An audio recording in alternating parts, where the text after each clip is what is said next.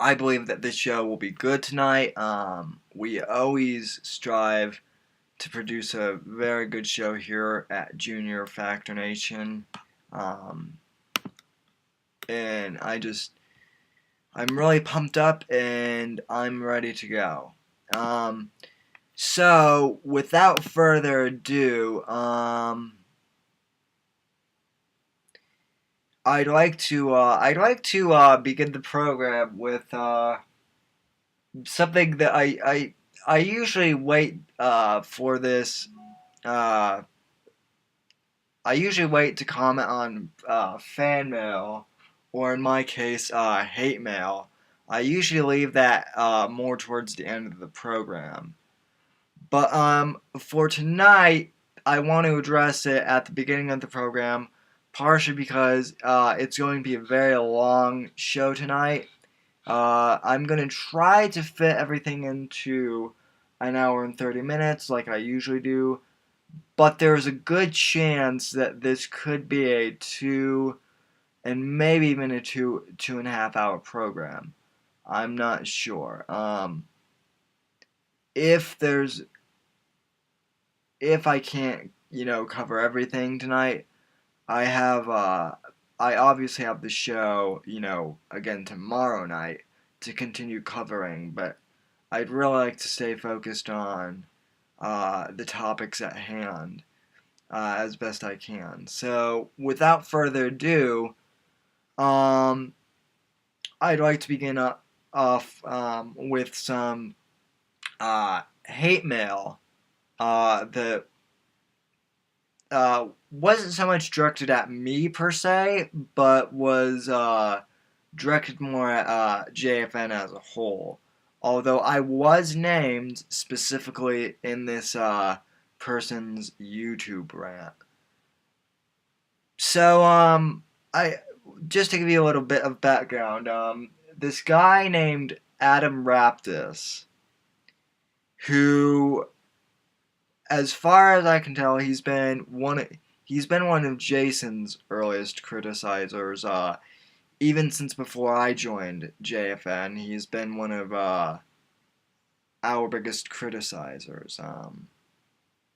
And uh, I think it was on Thursday night, right after I was on Jason's show, he kept sending us messages on the JFN Facebook page claiming that we were authoritarian.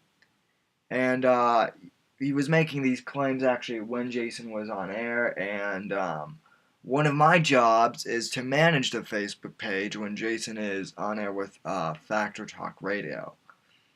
So I was interacting with this guy, and he said that we were authoritarian. He claims that he tried to call into Jason's show, but that Jason blocked him. But I checked with Jason during a commercial break, and he never blocked this guy. So this guy, I guess he's called in before, and I've heard him. And he's made some absolutely ridiculous statements before. This time he's claiming that we're very authoritarian. That we're authoritarian conservatives and we want to control every aspect of people's lives. That's basically what he's trying to say. But I will let you listen to his rant for yourself.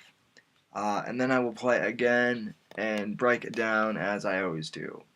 Alright, so here's Adam's video. He sent this to us on, I believe it was Thursday night slash Saturday. It was Thursday night slash Friday morning, depending on where you're at. For instance, he sent it to. I saw that he sent it at like 11 p.m. my time, but I guess it was 1 a.m. Jason's time. So, he sent this to us late Thursday night, early Friday morning, I believe. And I'm the first JFN host to comment on this. So, Anyway, let me play his idiotic rant, and then I'll replay it and break it down. Alright, let's take a listen.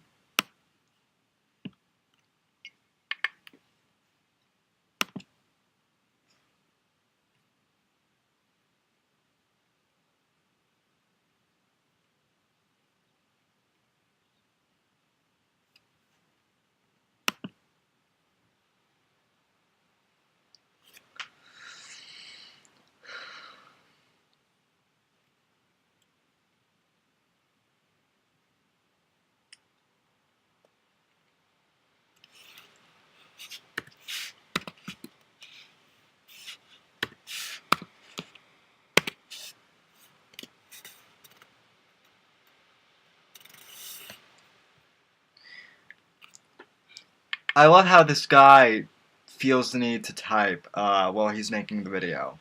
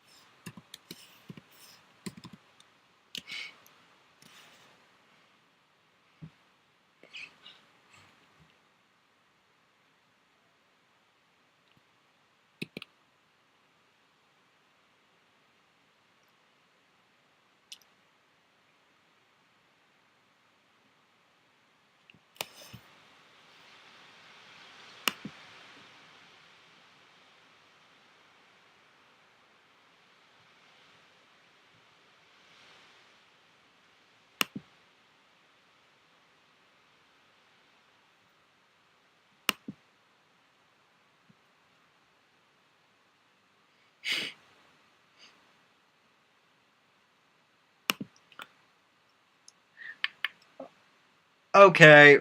So, wow. I'm I'm going to play this kids clip back. But this time I'm gonna break it up into segments, and for those of you who are first time listeners who haven't tuned into the Whitfield Analysis, my regular listeners know how this gig goes, but usually I always play clip once through, and then I play again with my analysis, in between, uh, you know, points or whatever. So, I really, folks, usually I don't spend too much time on my hate mail or my fan mail for that matter because I get a lot of, I get lots of criticism and a lot of compliments on both, on both ends. And I don't necessarily have time to, I could do a whole program just reading the comments and personal attacks that I get each week. Or I could do a short podcast. But, there's not much point in that. But this instance in particular, I want to address this guy's response because he could not be more wrong about Jason or Caden, and this guy admitted to me on Facebook that he hasn't even listened to my show. So, and he mentions my name, and he was arguing with me specifically on Facebook. So, uh, Adam, if you're looking for a fight, and if you're looking to you know, be provocative and being a smartass, which is what you're trying to do, uh, you're about ready to you're about ready to hear my counterpoint, and you're not necessarily going to like it, but I don't really care. Alright, so let me play this clip back, and with always my mic on.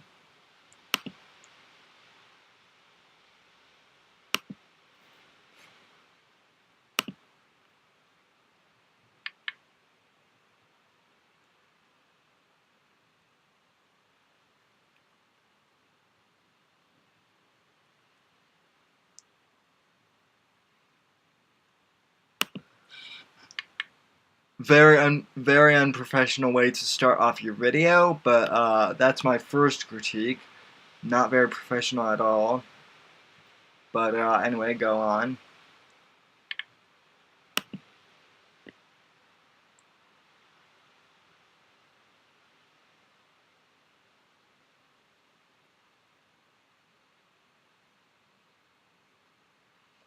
Stop being distracted and say what you want to say.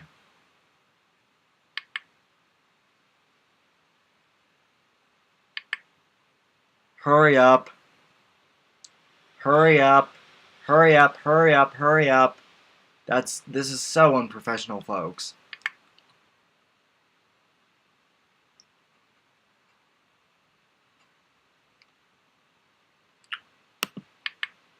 No, you're pretty liberal, Adam, but most libertarians I know aren't even in favor of legalizing meth like you are. But I'll cover that in just a sec.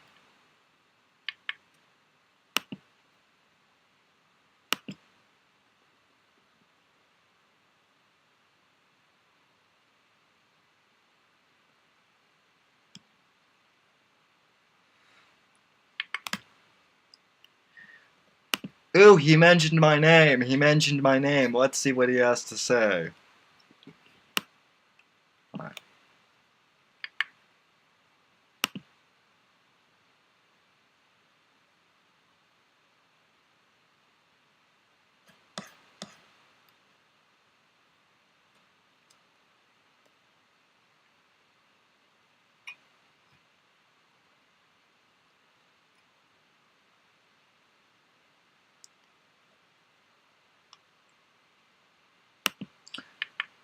Okay, first off, folks, this is hilarious to me because he mentions my name, and again, I realize that he mentions Jason and Caden's name too, but he points out my name specifically, okay? And then he says that I don't want to legalize marijuana. Uh, and quite honestly, uh, you know, whether or not you agree or disagree on the marijuana laws, and you'll the point of the matter is it's ridiculous that he's calling me out on the marijuana thing because I've never I've look folks I've been doing broadcasting and internet broadcasting and podcasting since 2008.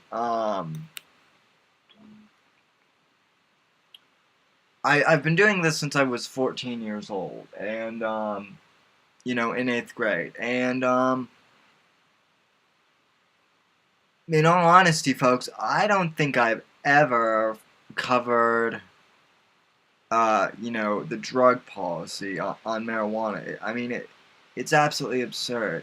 And Andrew, if you're listening to this, I don't have time to message you back on Facebook right now, but I do not have the phone line open today. I'll have it open tomorrow. I apologize, but I have too much audio I've got to get to today. So anyway, I apologize, and maybe try and see if you can call in tomorrow. Okay. Anyway, as I was saying, I've never talked about the drug issue. And, in the grand scheme of things, I just don't think it's that important compared to the economy. However, that doesn't mean I don't have views on it, and I will share my views on that after he mentions drugs.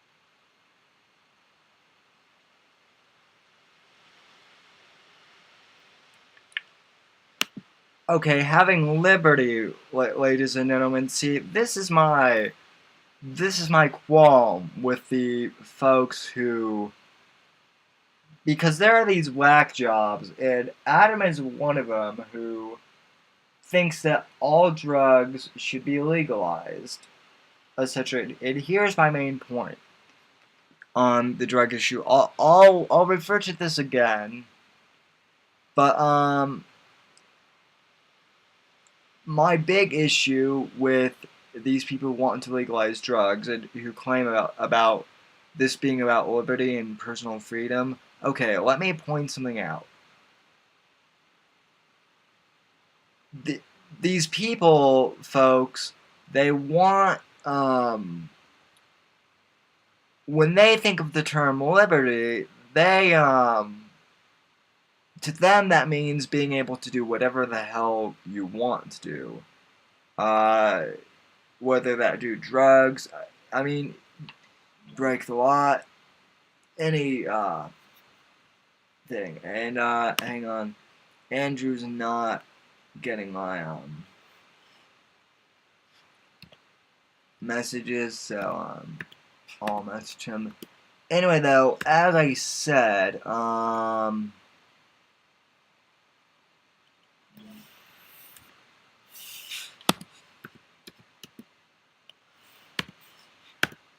these these drug legalization advocates, they keep talking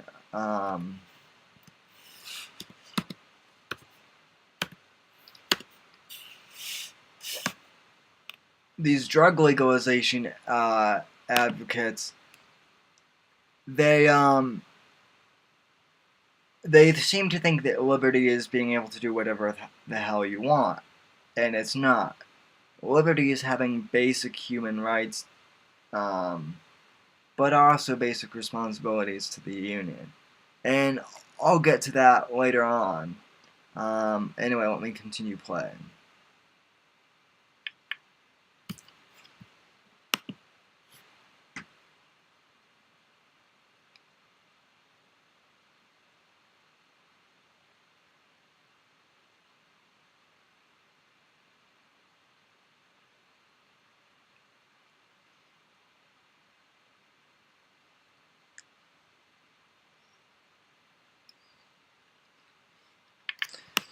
Having birds in the room are also very annoying. Eric and I are pretty PO'd about that. My advice, bud, if you want to make a YouTube video, it sounds to me like that you're actually trying to make a professional video. Okay? First off, please take the damn bird out of the room or move your PC somewhere else. It gets really distracting really easily. Because now I'm trying to focus on when the damn bird is going to chirp instead of what you want to say. And, anyway.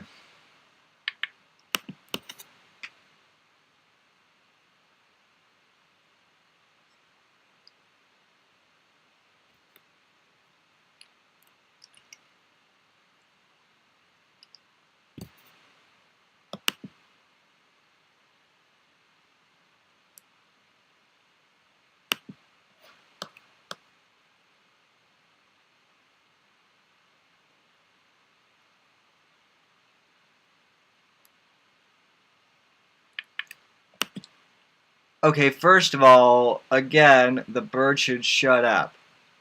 Second of all, this whole argument that, at least from my perspective, and Jason and I both have the same agreement on this. Homosexual marriage is a states' rights issue. I believe that it should be left up to the states to individually decide. Now, morally, I am a Christian, and morally, I am opposed to the act of homosexuality. That does not mean I am a homophobe, despite what some of the left likes to say about me. But to say that, but the way Adam is insinuating this, he insinuates that Jason and I both hate gays, and he's insinuating that the federal government should probably mandate gay marriage, which I don't agree with. Anyway.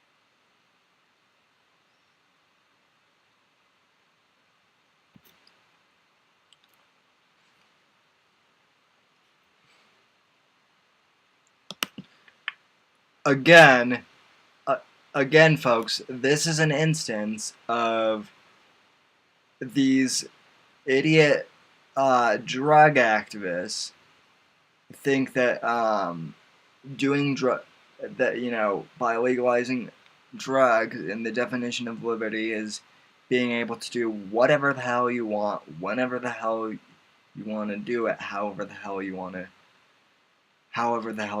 do it, and whoever the hell you want to do it with. Now, as far as marijuana goes, the marijuana law just got passed here in Colorado, which is where I live. And honestly, marijuana, while I am morally opposed, to smoking marijuana, marijuana, when it's not laced with anything, is, an organic herb, basically. It does alter your state of mind just like alcohol does. But when it's pure and simple, it really doesn't harm you. And so Colorado's dated it, to where you can't lace it, you can't put anything fishy inside of it, which has really stopped, some of the drug cartels. I do think the laws helped a little bit. I'm not advocating for the entire nation to legalize pot. Again, here's my stance.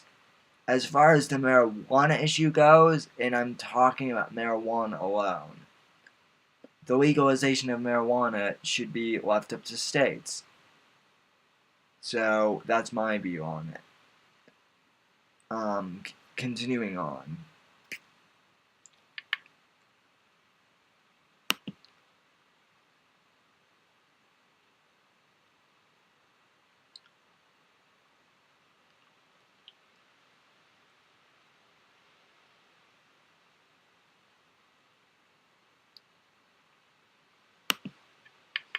Okay, we are not saying that people have to pray, but we are saying that school children should not be punished by their older teachers for wanting to show, their religious beliefs. That's all. That's all I've said about it. That's all Caden said to my knowledge, and that's all that Jason said. So your argument there failed big time, buddy.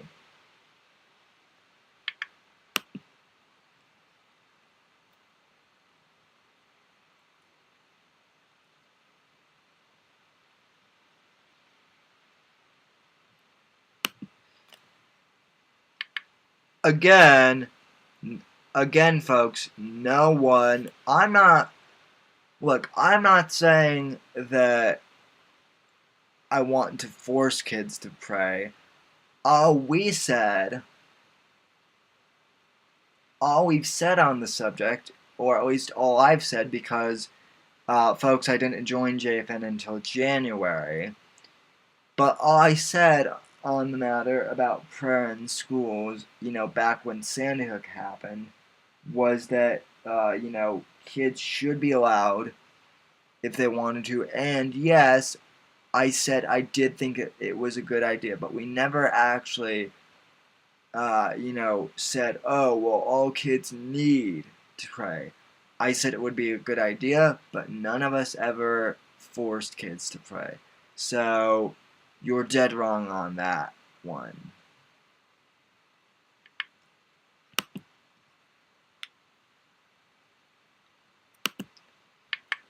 Yes, you're absolutely wrong. No, your apology is not accepted. Sorry.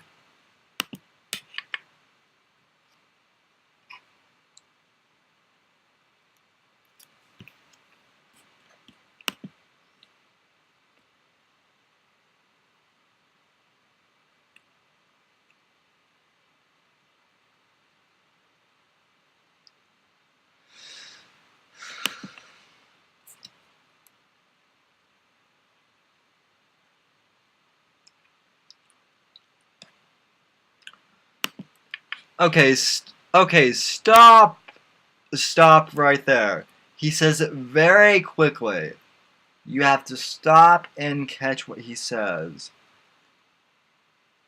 But he says he wants uh, coke and meth legalized. I'm sorry, but you want to legalize mother meth?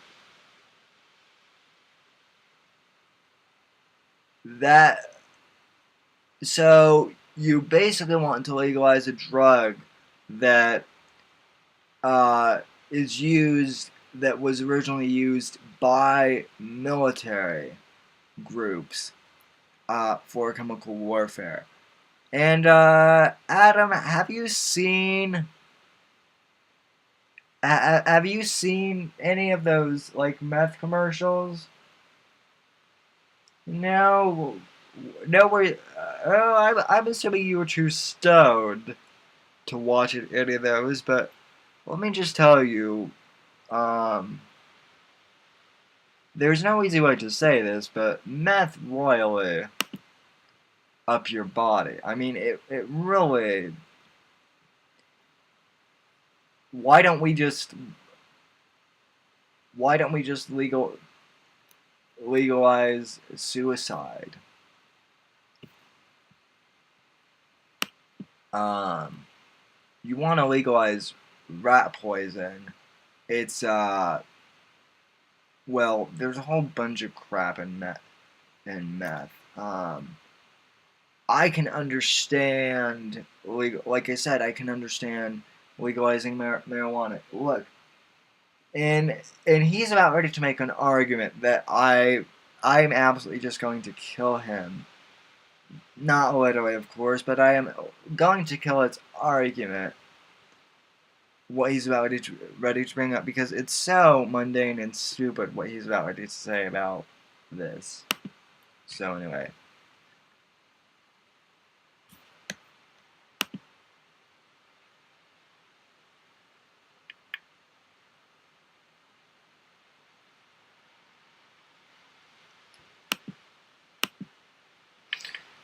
Oh yeah, it's our nature not to want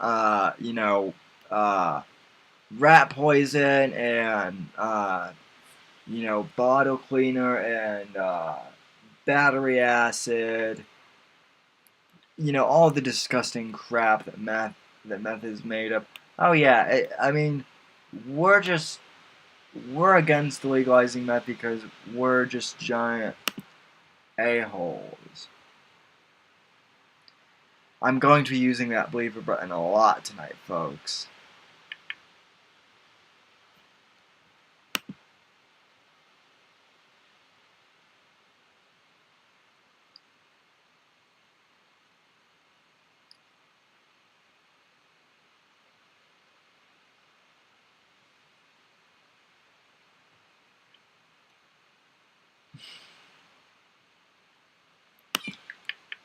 Okay, and we now arrive at the point I was ready to make.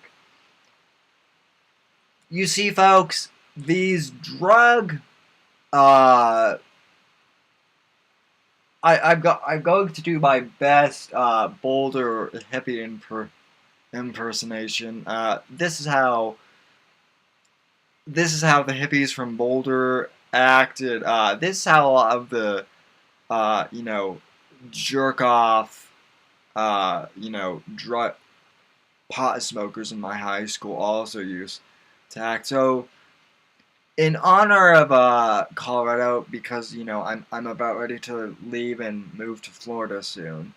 In honor of my birth state, and in honor of the liberal hippies up in Boulder, who I'm going to miss so very much, this is for you. But the drug up argument is this. Sup, brah? Yo, man. I've got the munchies. Can you pass me that bag of weed? That's majorly good. you've got going on there. Uh, yo, man. I don't understand why you're against meth. I mean, meth don't hurt no one, and neither does marijuana. And you know, as long as I'm not hurting anyone on my own, brah, it should be completely illegal. You know, since I'm not hurting anyone else, brah. Uh, I Now I'm going to go over there and screw that blonde hippie chick, and then I'm going to go get some more munchies, and then I forgot what I was going to say. I'm so stoned right now. But yeah, what's your problem, brah? As long as I'm not hurting anyone else, all drugs should be legalized. Peace, brah, and oh, you conservative pigs. Okay, thank you. Okay, so that was my impersonation of a Boulder hippie. To a T, by the way. They slur their words and everything else. Okay, so this argument that they make, folks, that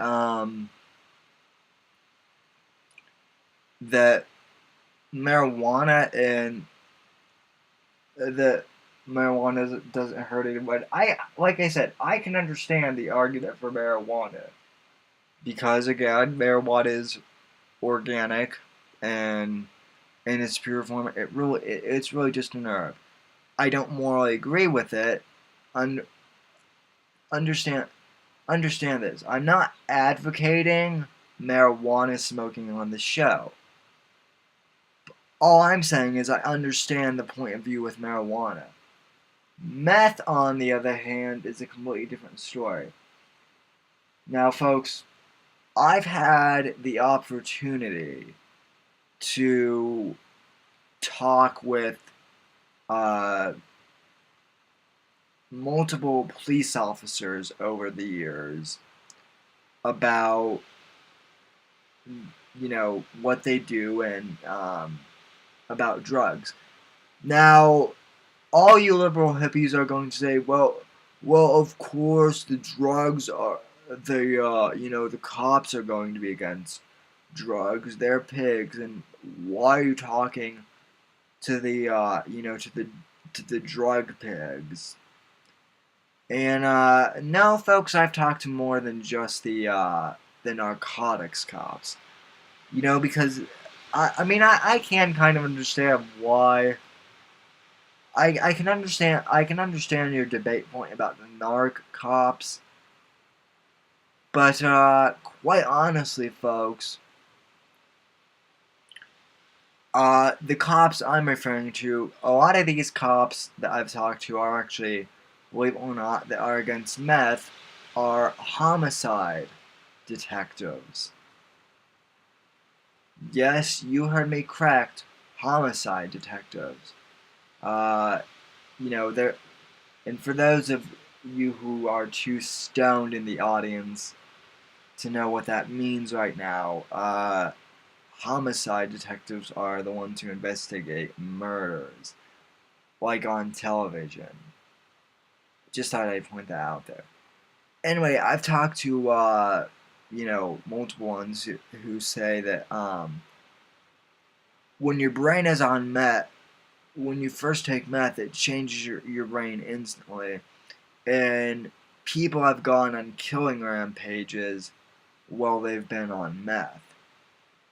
They've been completely methed out of their mind. And so to say that meth doesn't hurt anyone and should be legalized, I don't agree with that. And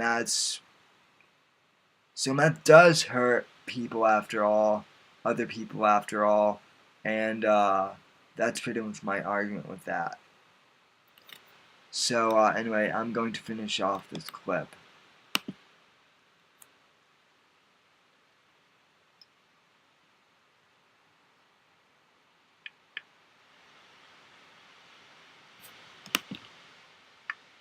Again, liberty is not about doing whatever the hell you want to do. Sorry. Yes, you do.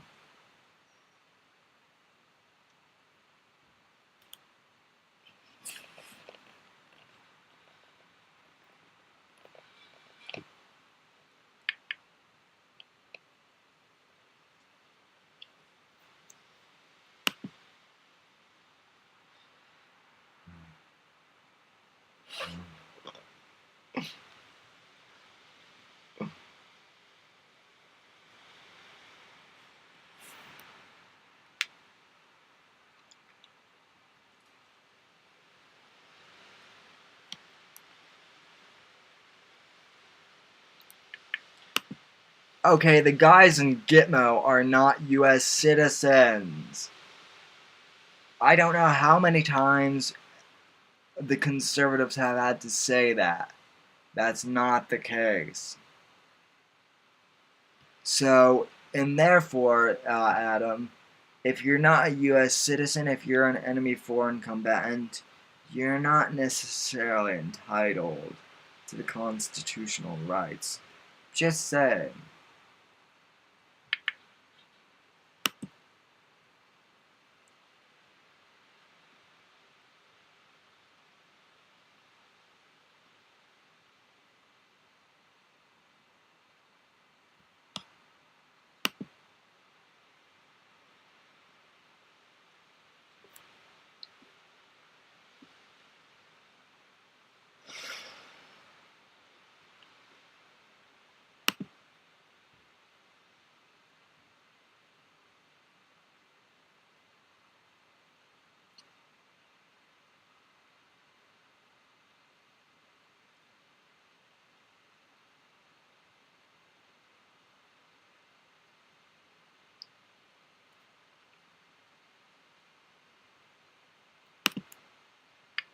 Okay, the ridiculous point about marriage being created for economic reasons, uh, that's a farce created by the radical feminist movement in the 60s. Um, and that's not true. Marriage was created in the Bible, Adam. Look it up. It might do you good sometime. Oh, that's right. You're probably an atheist. I'm sorry. Continuing on, let's get this over with.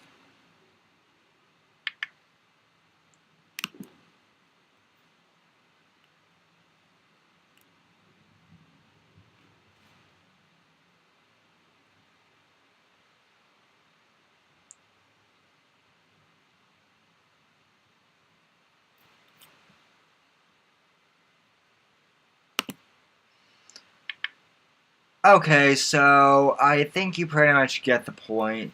I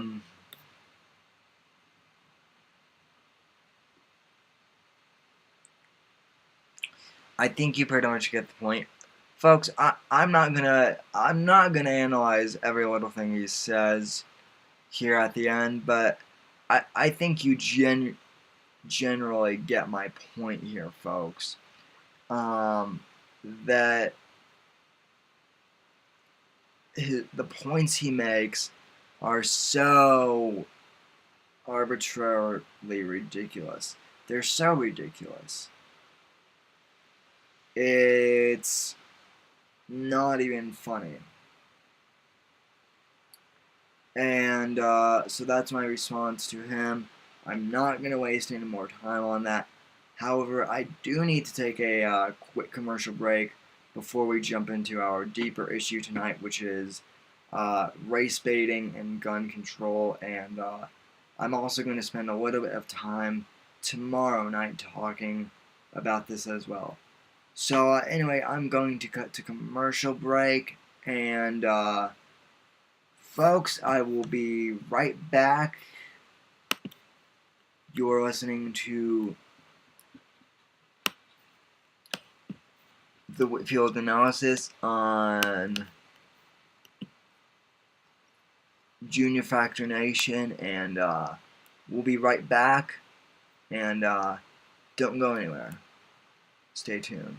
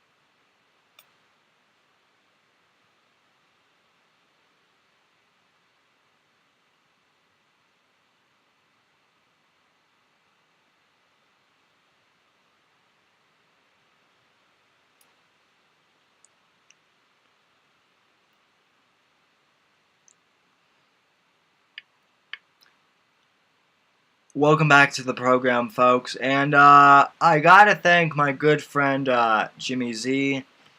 He has been uh, he has generously been the main announcer voice of the Whitfield Analysis ever since I joined Junior Factor Nation here. He's kind of been the main announcer voice for all of us here at JFN. He's a great uh, voiceover guy, great talk show host, and he and I have become really close friends. So, Jimmy, I'm sending my, love from conservative bro to conservative bro, and just thank you for doing the bumpers once again, and whatnot. And let me just play that for you one more time. I usually don't play bumpers twice in a row, but then I've got to give Caden Cowger props here too. So.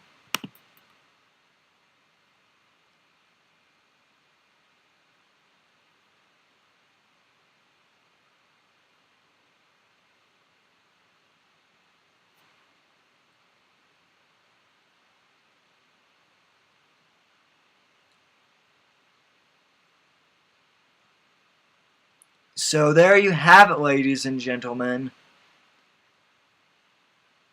According to Caden Cowger, by the way, that filter in the background is a purposeful, that's like a black noise filter, is what Jimmy told me, to really emphasize the point that I am a young Andrew Breitbart. Anyway, Caden is very generous in calling me a young Andrew Breitbart. He's not the only one who's called me that. Uh, in fact, just the other day, a good friend of mine, Zachary Daniel, uh, ended up calling me the young Andrew Breitbart as well. So and so has Jason Veely. So apparently, I am this generation's Andrew Breitbart, as dubbed by my peers. In tonight's main topic, folks, I am going to expose the race baiters here in America, folks. Folks, I have to be quite honest here, and now we're getting into, the regular topic that I wanted to talk about tonight. Folks, I've got to be quite honest. I really don't care about the Trayvon Martin trial anymore. I don't care about the trial itself, per se. It's done, it's over with, the verdict was made. And for the most part, and I will say this again, for the most part, I think we should move on from the trial. However, there still is one issue, and it's not even related to the trial, folks. It's something completely different. There's one issue that has been brought up again because of the Trayvon Martin saga, and that's race baiting here in America. And I have said this on air before, and I know I've insulted many people with, or I should say many liberals, with this comment, but in all honesty, folks, when you stop and think about it, it's completely true. This case, the Trayvon Martin shooting, and the initial story and whatnot, and the trial, none of this should have ever gotten any national media attention. I stress again, none of it should have gotten media attention, national media attention, the way it did. I mean, my God, folks, the Trayvon Martin case and the George Zimmerman trial, here thereafter, it got dragged out into this like into like this 1 year in a year and a half Law and Order episode. I mean, I'm sorry, but that's the easiest way to compare it when it got broken down. When you break it down, it got sensationalized. It got pressed 24/7. And it's so freaking ridiculous that we paid as much attention to this whole saga as we did when we have more important issues to get to, like a faltering economy, massive debt, Benghazi, the IRS crisis, the IRS scandal, I should say, and dozens of other problematic situations that actually affect the country. And folks, I also have to say this. This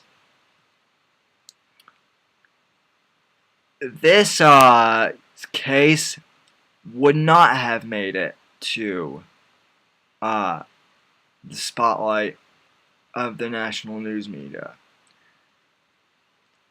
It would not have made it into the national spotlight had it not been for our good friend Al Sharpton and Jesse Jackson, the Justice Brothers. And I've got a parody coming up before the next commercial break that I want to play for you, because this show is going to get pretty deep. But before we go into commercial breaks, I do want to give a little humor to kind of lighten the situation a little bit. But anyway, as I said, had it not been for Al Sharpton, I doubt this scandal would have made it. I doubt this scandal would have made it. This story would have made it much past the local news in Florida. I really honestly don't think it would have, gained that much traction on its own. Now you may be sitting there asking, well, Sam, if you don't think it had enough merit to stand on its own, then why did it get so much press? And that's the question we're going to examine this show. Folks, the Reverend Al Sharpton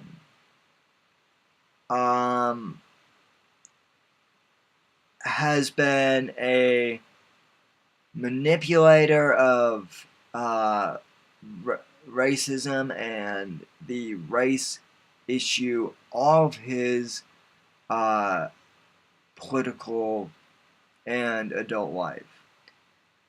He started out, I believe he was one of the original, he was one of the original men to march with Dr. Martin Luther King back during the Civil Rights era. And as far as his actions go there, he is to be commended, as are the rest of the civil rights activists of that time. However, what the man did after the Civil Rights Movement, after the Civil Rights Act passed, as did many of the other civil rights activists do, is because see, many of them became or already were liberals who were wanting to use the Civil Rights Act for their resume.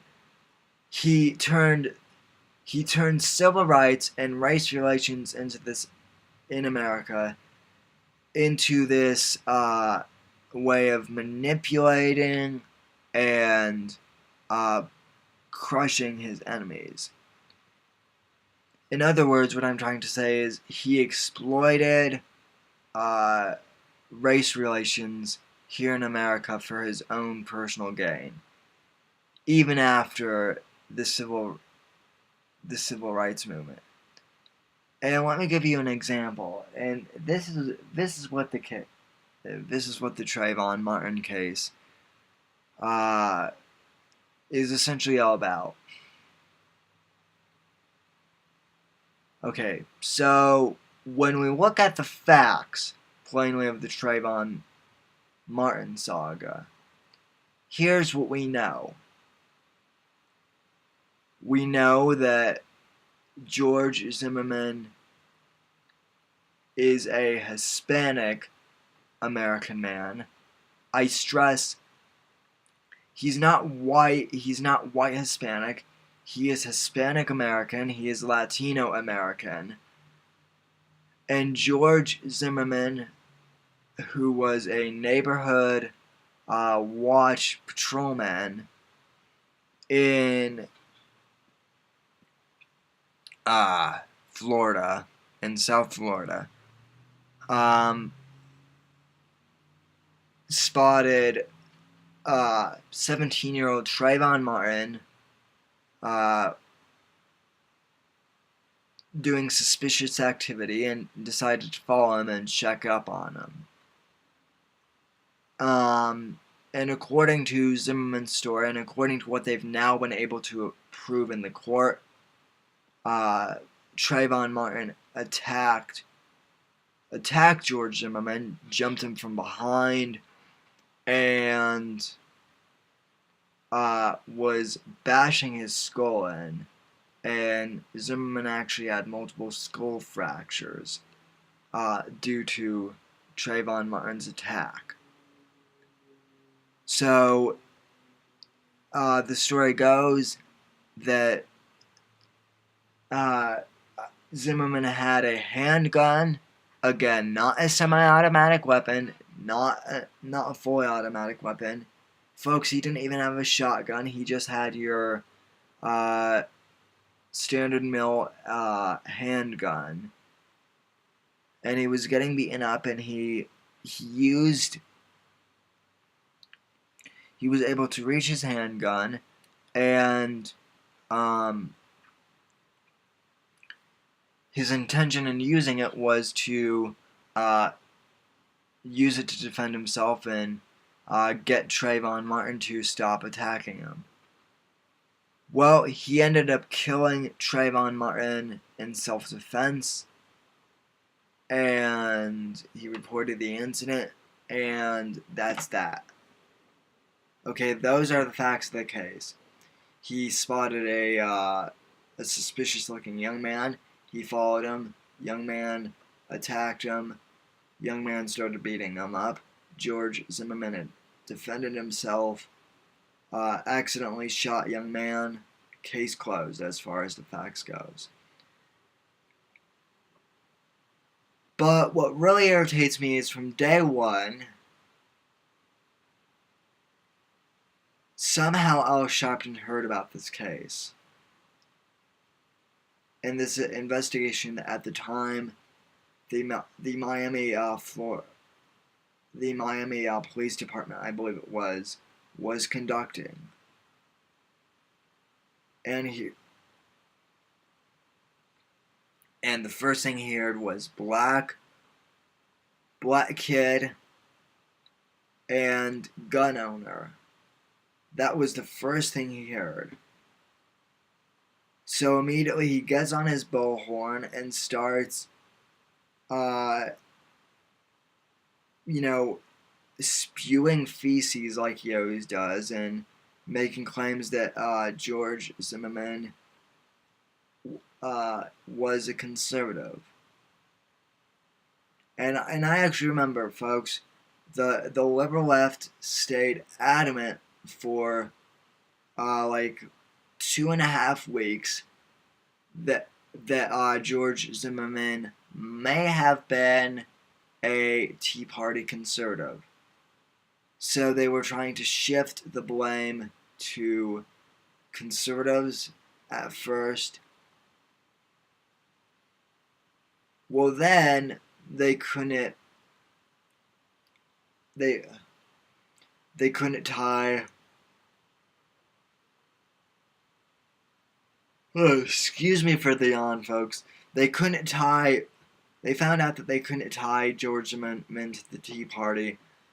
Not only that, but they also found out that not only was George Zimmerman not a Tea Partier, he was actually a registered Democrat who voted for Obama. So they found that out, and they figured out right then and there that they were screwed. So then what did they do? They, at one point, I remember they said that the gun may have been obtained illegally. So they went into all those background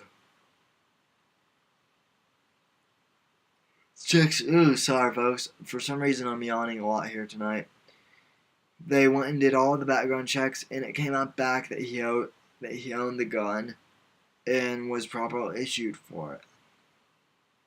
So they couldn't use that excuse that the gun was obtained illegally, which is what they also like to say about conservatives.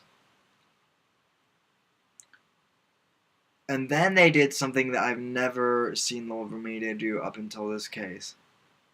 They changed his ethnic background and his heritage to make him look like a bad guy. Now keep in mind, George Zimmerman is Hispanic, but the liberal media and Al Sharpton made George Zimmerman out to look like a white man in a Hispanic man's world.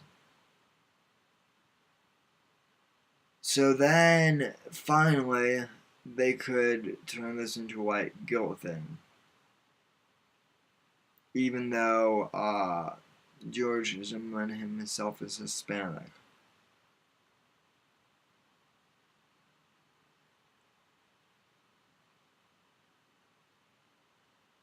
Ugh, sorry, folks. I honestly, I'm not bored by any stretch of the imagination, folks. I just don't know why I'm yawning so much tonight. It's probably because I got up at 6 a.m. and didn't take a nap this afternoon. Anyway, as I was saying,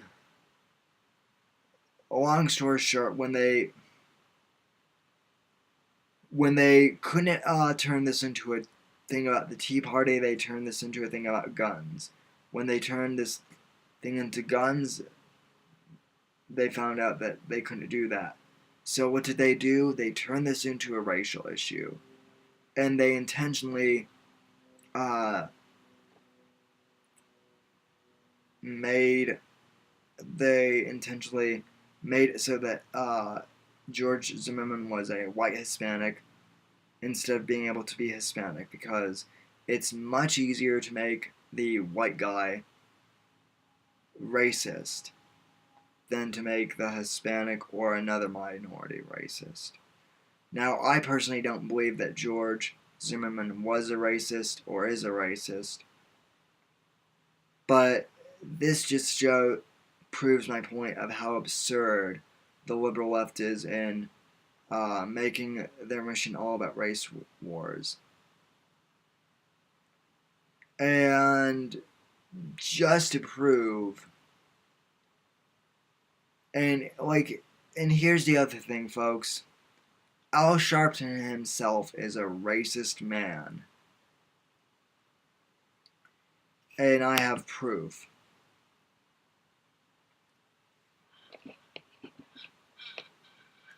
Al Sharpton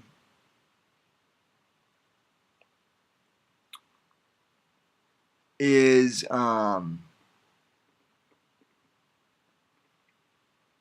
Sharpton is a racist.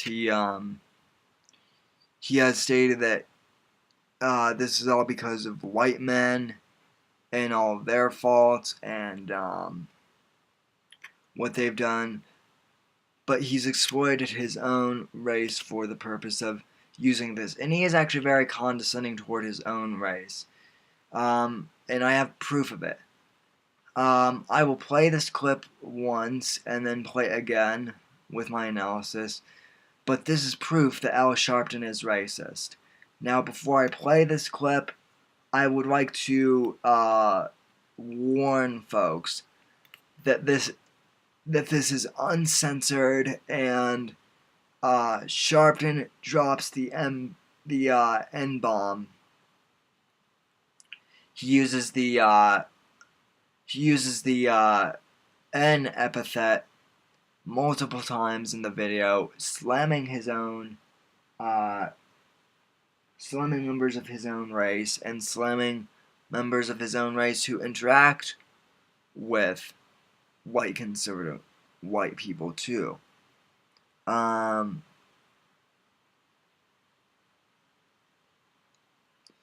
So anyway, let's take a listen to this.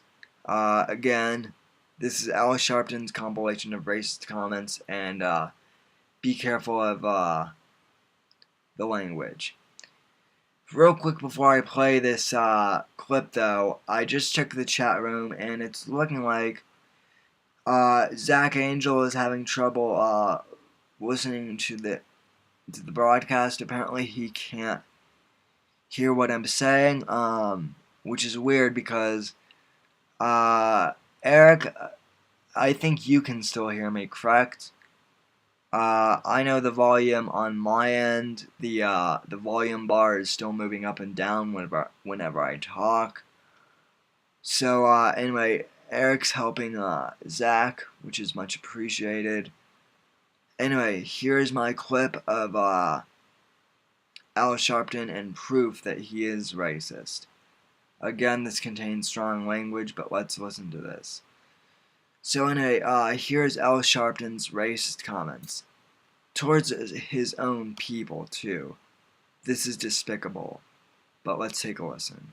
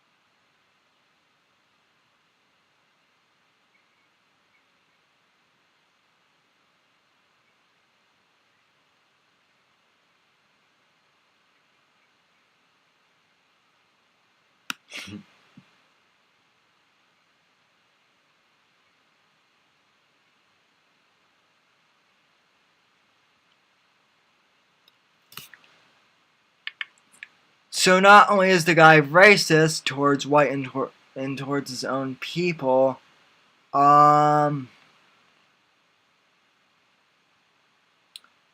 he is also homophobic. So, case in point, Eric, and I hate to keep pointing you out because of this, but you don't seem to mind.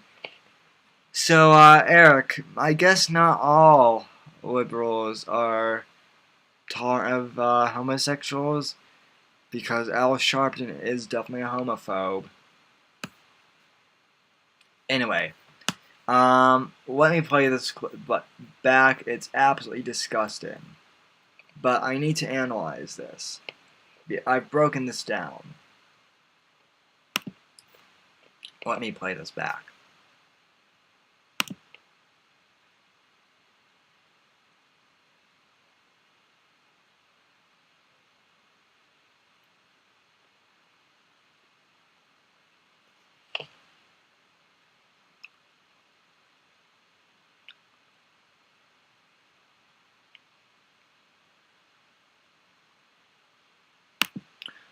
Okay, so that first clip right there is really disgusting. First of all, he is defaming his fellow African Americans, but not only that, what he's referring to in this clip, I looked some of this up. He is referring to African Americans who interact or have friendly relationships with white men, and he's basically saying that they're sellouts and that they're quote unquote. And again, I'm not saying this to insult anyone, but he is basically saying that these African Americans are niggers. Yes, I said it. He is saying that they are niggers because they are interacting with white people. Now, folks, the only reason I use that word is to paraphrase Al Sharpton. I do not condone use of that word, but I especially condone the use of that word not only among whites, but also among other African Americans, because I think it's just derogatory all the way around. But yet he has the audacity and the gall to say that if a black man is friendly with white people, that they're Negroes or niggers. That's just despicable and disgusting, because he's slamming his own fellow man for being kind towards white people. And that's racist in both ways. Alright. Continuing on.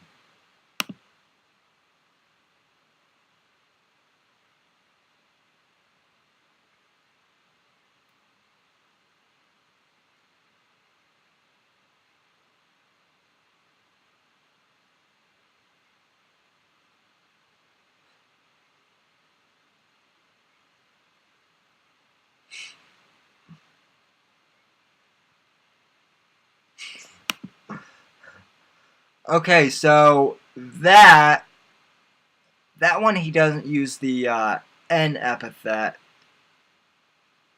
but he does something equally disgusting. There, he,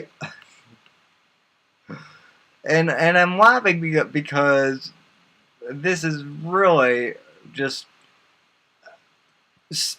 I have a weird way, sometimes this stuff is so disgusting, folks, that I'm honestly laughing in pity for anyone who follows them, for this man. But he is not only being racist against white people, but he is being racist against Asians, too. Saying that the quote-unquote Chinaman is, selling watermelons, and that, the Koreans are selling rubber bands, and he's making all these derogatory statements.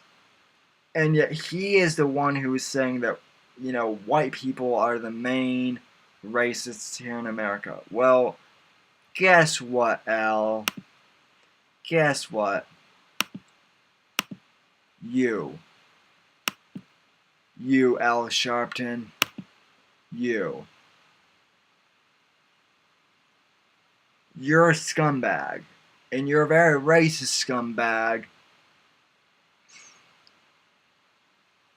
Not only towards whites, but to other ethnic groups as well. Hell, you're racist towards your own people. Just because they may or may not interact with white people. Oh, no, we can't have that. That's a huge problem.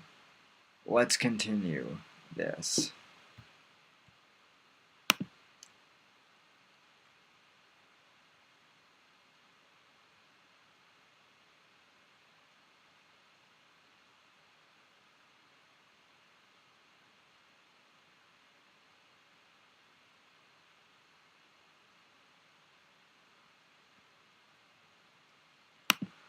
Okay, so there he's justifying using the slang cracker as I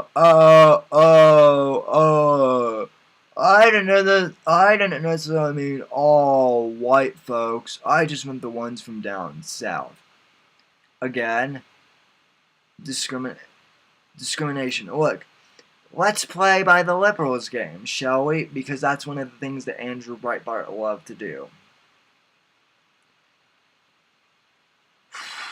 Is play by the left's own games.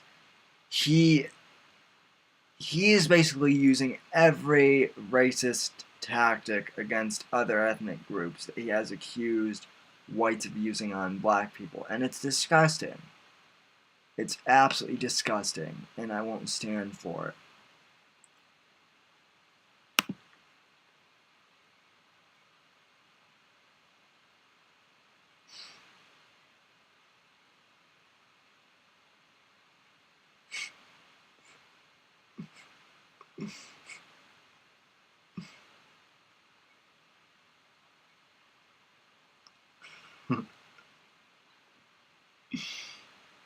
Okay, so not only is the man virulently racist, saying that blacks are superior to white people in every way, he's also saying that the Greeks were homosexuals and that they were dumb.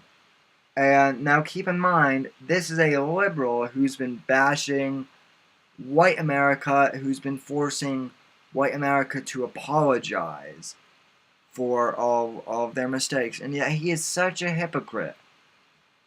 He is an absolute hypocrite in the worst possible sense.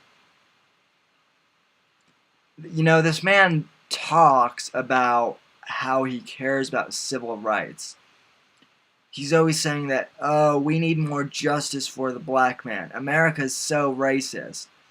The white man is so racist. Bull crap. Bull. That's absolute bull. You're the racist, Al Sharpton. You're the racist.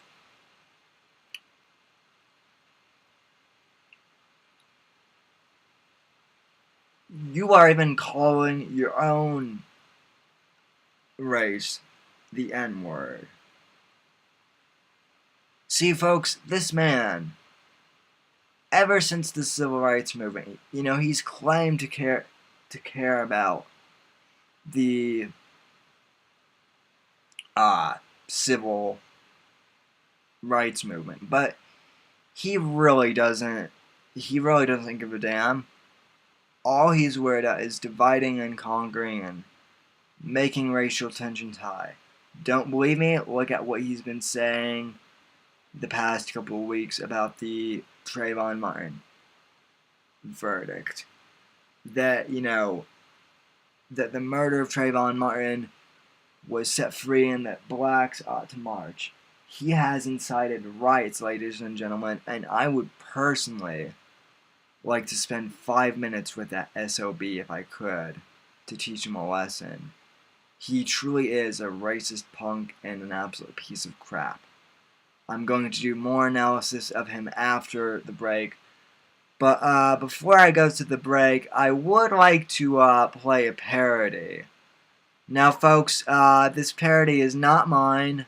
I did not create it, and I am using this under the Fair Rights Act. I always because this is copyrighted material, but I am using this under the Fair Rights Act, which states that I can play copyrighted material as long as I'm using it to prove my point, or using it for some other creative way, to do commentary. And in this case, I am.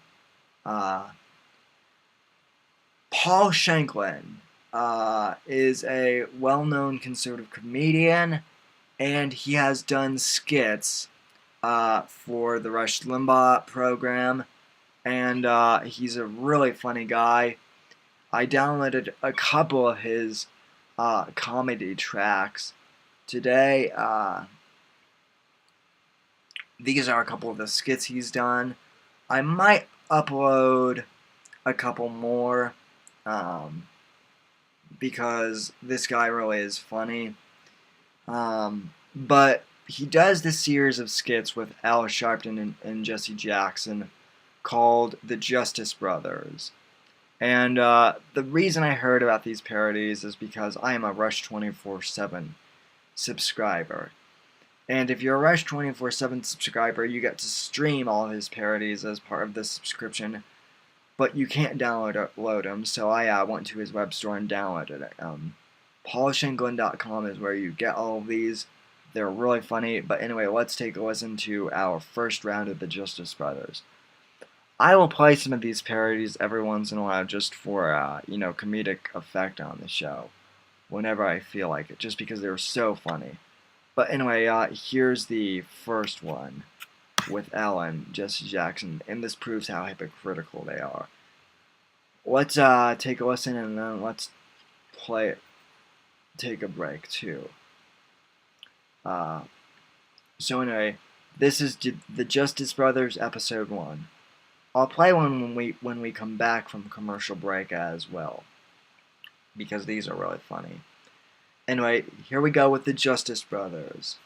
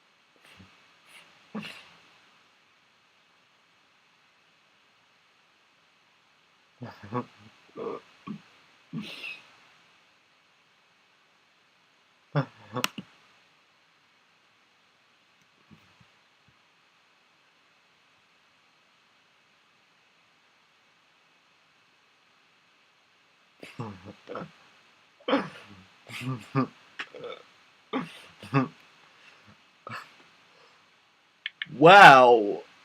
Well, folks, that's actually kind of impressive. I didn't mean to. I meant to play. That was their very first parody that Paul Shanklin did. I bought these in the order that they did them, and I'm gonna play them in the order that they did them. But that pretty much proves my point that Al Sharpton and Jesse Jackson are both racist. In fact, let me play that to you again because it just shows how discriminatory they are.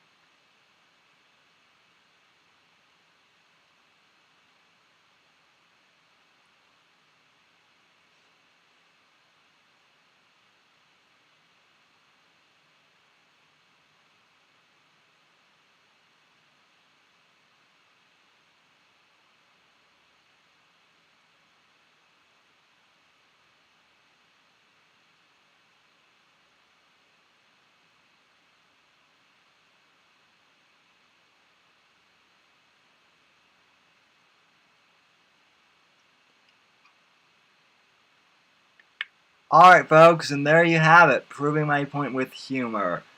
Folks, we'll be right back, and continuing more with, Alice Sharpton in the Race Baiters.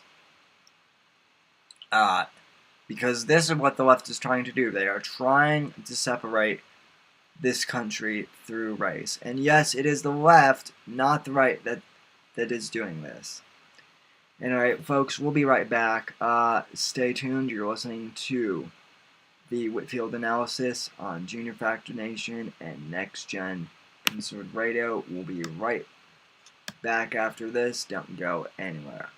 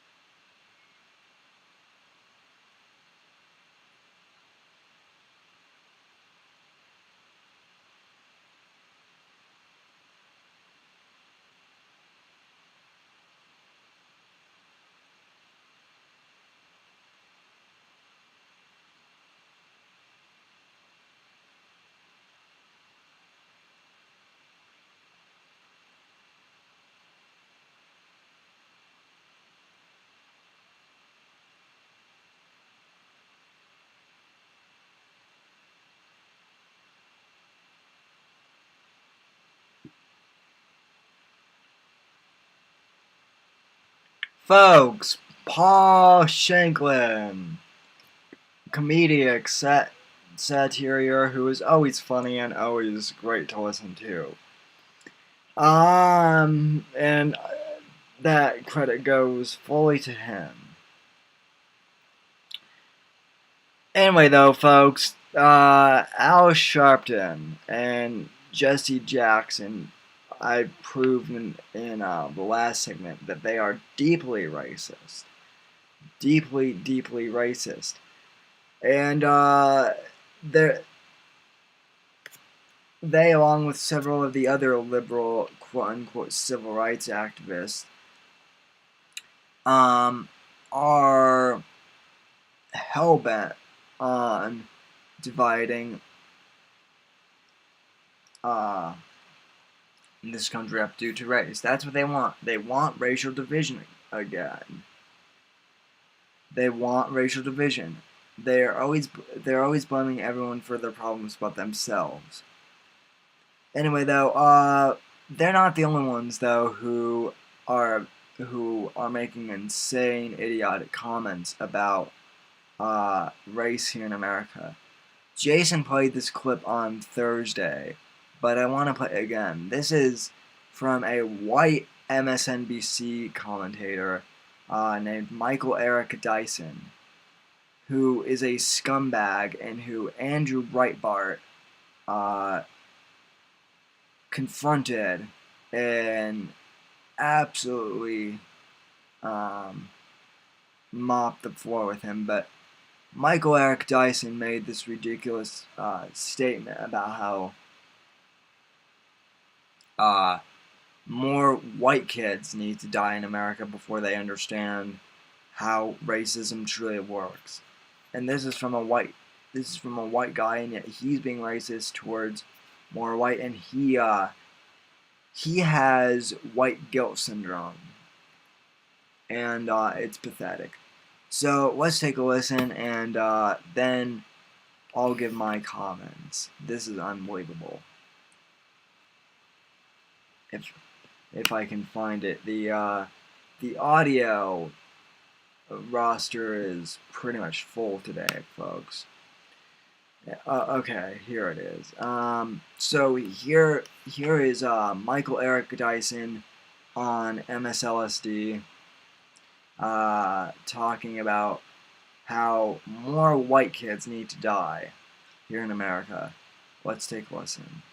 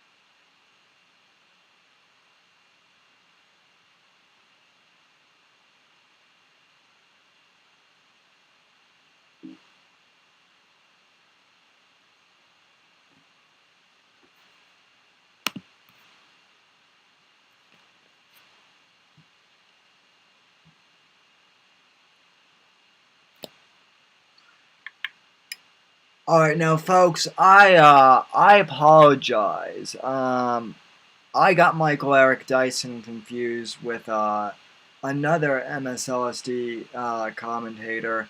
Michael Eric Dyson, folks, is in fact black.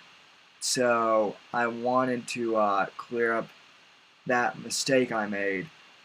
Regardless, though, of what his ethnicity is, he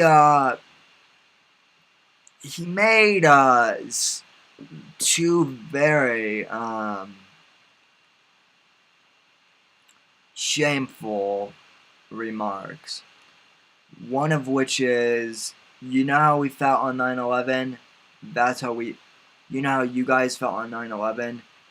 And he's talking to us white people, apparently. That's how we feel over this Trayvon Martin thing. And Mr. Dyson, get your head out of your ass. Get your freaking head out of your ass. The fact that you're even saying that 9/11, because basically, sir, you are insinuating that, you know, that 9/11 is a white, that only whites feel sorry about 9/11. Or, now, I don't know if you believe that, but that's what you're insinuating by what you're saying, and that's complete and utter crap. That's complete and utter crap. Do not bring 9/11 into your race baiting war, Dyson. Don't do it. That's why you disgust me. Just like Al Sharpton. Or that's one of them. Second remark he makes is, until is he says something like, until more white kids die here in America, the white population won't understand the true virtue of racism. Oh, so whether you like it or not, Mr. Dyson, you have just advocated for your crazy radical nutjob followers in the Black Panther fringe to go out and kill white kids. That's basically what you're saying, is white kids need to die. More white kids need to die. Now, I'm not sure whether you actually mean that, but regardless, that's what you're saying. And by saying that, if more white kids die, if more white kids die, and it's because of this situation, if it's because of something racially impugned,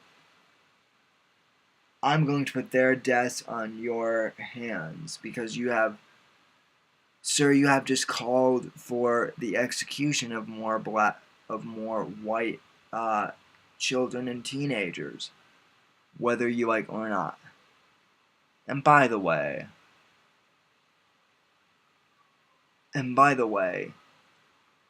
I doubt America's that racist. See, here's the other thing. America is inherently racist because, according to Mr. Dyson's statistics, which he doesn't cite, apparently more black kids die than white kids, and so therefore we're inherently racist. Yet he doesn't bring up any proof of this at all. It's absurd, and it's completely and utterly insane. I just can't. It's ridiculous, and it's absurd. Anyway, folks, I'm going to take another quick commercial break. This may be our last one, depending on how the show continues to roll. We're actually doing pretty well on time, better than I actually expected. Anyway, so we'll take another quick 2-minute commercial break and be right back. But we'll play one more Justice Brothers parody before this. So we'll be right back, and don't go anywhere.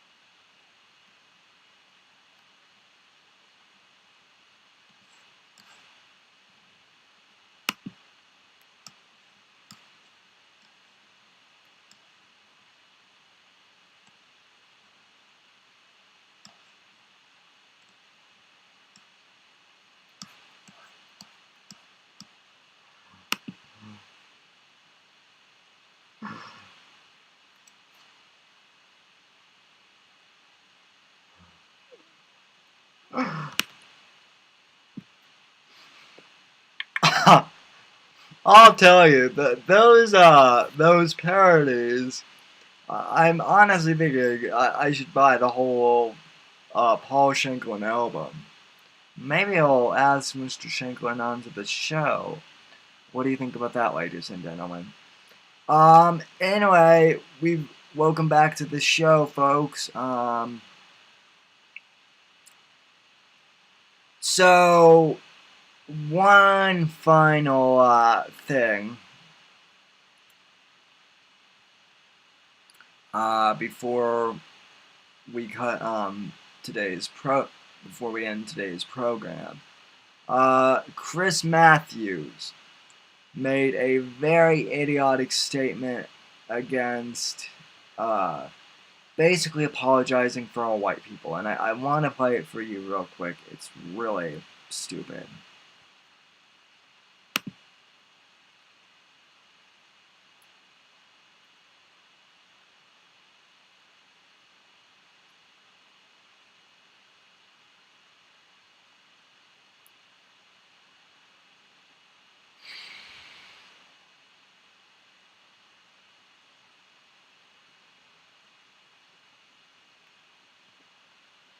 Okay.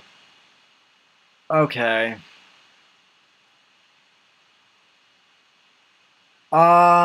Chris Matthews. There's no other way to say this other than this is really pathetic. He is essentially saying, ladies and gentlemen, that because he's basically saying that all white men are inherently racist. And furthermore, he has the gall to apologize for all of us on behalf. He feels shame for being a white man. And ladies and gentlemen, if nothing else I've said tonight makes a difference, if you haven't paid attention to anything else I've said tonight, if you haven't heard anything else I've said tonight, if you don't really care to pay attention to anything else I've said tonight, please pay attention to what I'm about to say now. Folks, I am so sick and tired of having to apologize for being white. Folks, this is something that the left has done all the time. You know, the argument, one of the original arguments in civil rights was, and it's a fairly obvious one, that black people cannot help being black. They cannot help the fact that they have black skin color, and therefore should not be punished for it. Well, folks, that's the same thing that is happening right now. Only what's worse is it's the black quote-unquote civil rights activists, and I say quote-unquote civil rights activists because they're not civil rights activists at all. They are just race baiters and dividers. Al Sharpton, Jesse Jackson, Congressman John Lewis, Barack Obama's pastor, Jeremiah Wright is his name, all of them, and countless others, are simple race baiters, and they are racists of their own. They are doing to us what the white Southern Democrats did to them. And yes, the racists back in the South in the 60s were Democrats. The Klansmen were mostly Democrats back in the 60s. Look it up. So now the quote-unquote civil rights activists, are being racist to us, saying that we need to apologize simply because we're white. And they're speaking to white America. And Chris Matthews has the gall.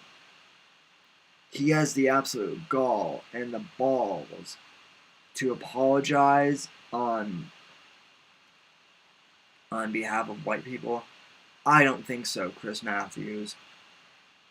I am not ashamed of being white. I'm not ashamed of being white. And I don't think your ethnicity is something you need to feel ashamed about, folks. Whether you're black, white, Hispanic, Asian, or heck, even if you're green, even if you're a little green man, you shouldn't feel ashamed of your race.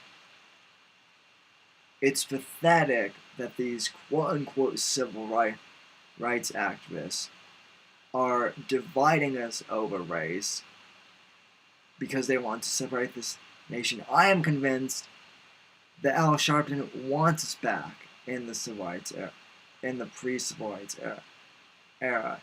He wants blacks and whites to be segregated. Yes, you heard me correct. He wants segregation back. Sam, that's so offensive. How can you even say that? He marched by Dr. King. Really, prove me otherwise. I played audio of him being racist. I played actual audio. I'm not talking about the parodies.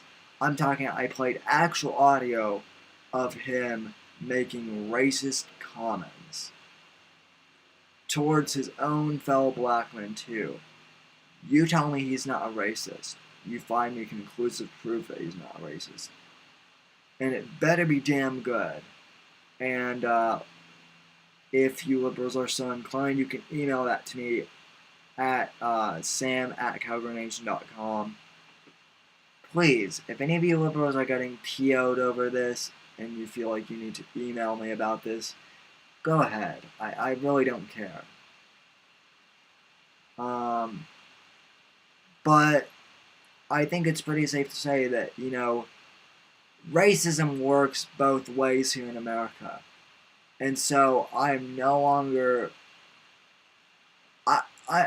I'm not going to apologize for being white. And in fact, I am condemning those who apologize for us, such as Chris Matthews. I don't need to be apologized for. Especially here's the really sad thing. And here's the thing that you need to get out. It's not 1963 anymore. It's 2013. Get it through your head, numbskull. The Civil Rights Act was passed several decades ago now. Yes, America is not perfect. Yes, America had racism in its past. But you know what? We've gotten over that institutionally. Now, folks, I get and I understand the fact that there is individual racism. And unfortunately, we'll never be able to rid that as a society. I'm not saying that to be a negative Nelly. Understand what I'm saying.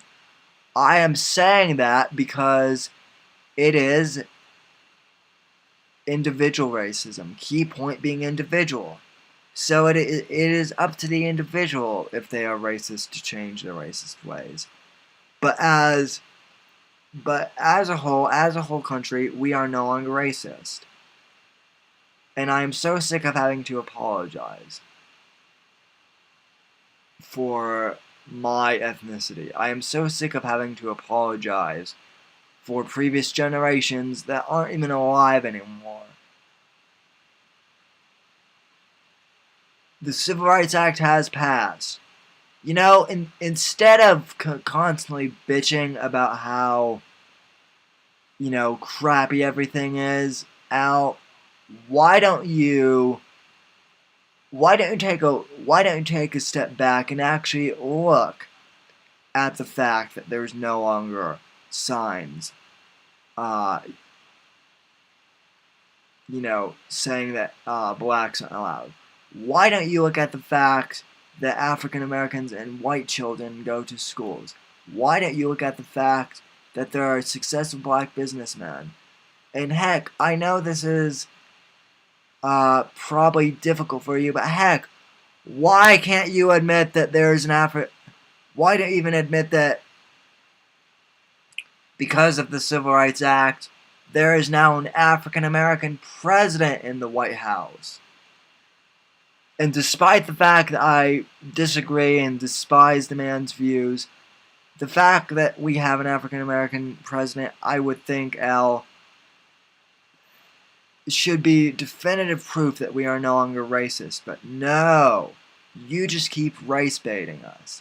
So guess what, Al? I'm no longer apologizing. I don't want any whites to apologize for being whites anymore.